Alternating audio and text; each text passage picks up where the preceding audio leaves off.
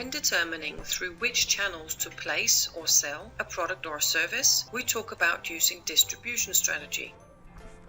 However, before we start, let us just list the learning goals for this video. The goal is to understand what distribution strategy is, why we need to know about it, and how we could go about using it.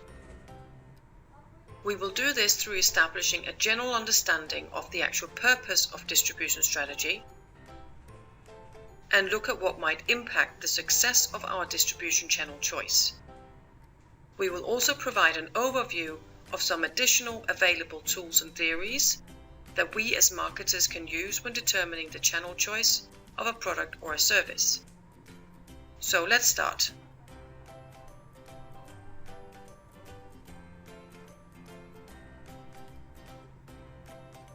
What is the purpose of distribution strategy? And what is the connection to the rest of the marketing mix? When you are asked to design the marketing mix, you need to make decisions on 4 or 7 core elements, also known as the 4 or the 7 Ps. First of all, any issues concerning the product. This would include packaging and all other elements in connection with the product. Secondly, a decision on price. Thirdly, you will need to decide on the place, which is what this video will address. We will also need to make a plan of which promotional activities we will carry out in order to tell our customers about our product and encourage them to buy. If we're dealing with an offering that is better described as a service, or perhaps a product that includes large elements of service, we might also want to look at the additional 3 Ps. The people that are involved in delivering the service, the process that our customers will go through in order to receive our service, and the physical evidence, any visible or tangible elements that the customer will see, hear, or in other ways experience when receiving the service. None of the 4 or the 7 Ps should be decided on in isolation. However, place is the P which we will focus on in this video. So, why is it important to make sure we choose the right distribution channels? Let us use an example. This business produces French cakes and desserts. In these modern production facilities, well-educated confectioners develop recipes and create delicious cakes and desserts ready to be sold and distributed to cake-loving customers. What will impact the success of the chosen distribution channels? And subsequently, which considerations are relevant when making their choice of distribution setup? Let us imagine that they had the idea of selling their cakes and desserts in rural areas through roadside self-service booths where customers were expected to show up and purchase the products without any assistance. In this case, we could argue that they should first of all have considered some market factors. Firstly, what is the location and concentration of their customers? Is it likely that they will be able to sell to a suitable amount of customers with this kind of setup? Secondly, do their customers expect to buy these types of cakes and desserts at roadside booths? If not, it could be a challenge to convince them of the value in doing so. Thirdly, we would advise them to consider whether the customers would be able to get the information and service expected when using this type of setup. Our recommendation for French Cakes Corporation would, amongst other factors, depend on their answers to these questions about market factors. Let us imagine another scenario where French Cakes are considering establishing a chain of French Cakes cafes, through which they will sell their cakes and desserts. In addition to the market factors which we have already discussed, we as marketers would also advise them to consider some factors about themselves. Firstly, do they have the required resources to undertake such an investment, regarding both time, money, and people? Secondly, what level of control do they desire from their distribution channel? Owning the distribution channel gives ultimate control, but it comes at a price. Thirdly, we might discuss with them whether their product range is wide enough to meet customers' needs. So, our recommendations for this company would, amongst other factors, also depend on their answers to these questions about themselves. We could also imagine that the company were keen on creating an online web shop where their customers could order their cakes and desserts and get them delivered directly to their homes. In addition to the market and producer factors which we have already discussed, we would also advise them to consider some factors about the actual products. Firstly, does the perishability, the fairly short shelf life of a cake or dessert, suit this type of distribution? Would they be able to deliver the product while it's still edible?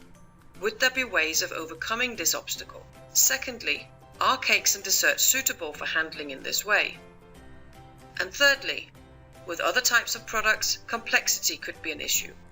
So our recommendation for this company would, in addition to the factors already discussed, also depend on the answers to the questions about the actual products. We might also imagine that the company is keen on distributing their products through supermarkets in order to reach a large number of people from their target group in this way. In addition to the previously discussed factors, we would also ask them to consider some facts about their competitors. Firstly, which channels are their competitors using? And secondly, is it possible to achieve differentiation through choice of channel? Let us imagine that in one particular supermarket chain, consumers are not exposed to the competitors' cakes or desserts. Distributing the products through this chain would therefore enable them to differentiate from the competition and ultimately have a better chance of selling their products to the end consumers. So our recommendation for French Cakes Corporation would, in addition to the other already mentioned factors, also depend on their answers to these questions about the competitors. So, when advising the company on their choice of distribution channels, we would look at some market factors, some factors about the French Cakes Corporation itself, factors about the products, and some factors in connection with the competitive situation. And finally, we would look at the rest of the marketing mix to ensure that the choice of place corresponds with how French Cakes Corporation wishes to be positioned in the minds of the customers. We have now established the purpose of distribution strategy, what it is and why we need to know about it, and we have established that there are many factors which we need to look at before we can decide on the best place to distribute our product or service. So let's move on. In addition to the factors we have just discussed, we as marketers have some additional tools and theories we can use to guide us when determining which distribution channels to use. These will not be described in detail in this video, but let us just introduce an overview of some of the tools and theories we might want to use. We would determine whether we are dealing with consumer, B2B, and/or services distribution channels. Distribution intensity should be looked at. To what extent and in which context do we want our product or service to be available to the end consumers? Thirdly, we would consider whether to use independent intermediaries, setting up a franchise operation, or perhaps go for channel ownership.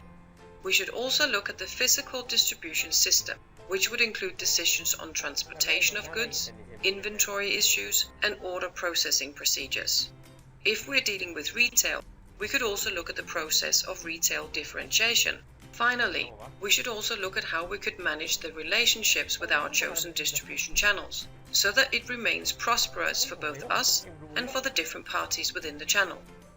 We have now established an understanding of the purpose of distribution strategy, the different factors that impacts our choice, and lastly we have presented an overview of some additional tools and theories available to us when determining a suitable place to distribute our product or service. To learn more about distribution strategy and how to use the different tools and theories introduced in this video, I recommend that you read Chapter 17 in David Jubber and Fiona Ellis Chadwick's Principle and Practice of Marketing Management.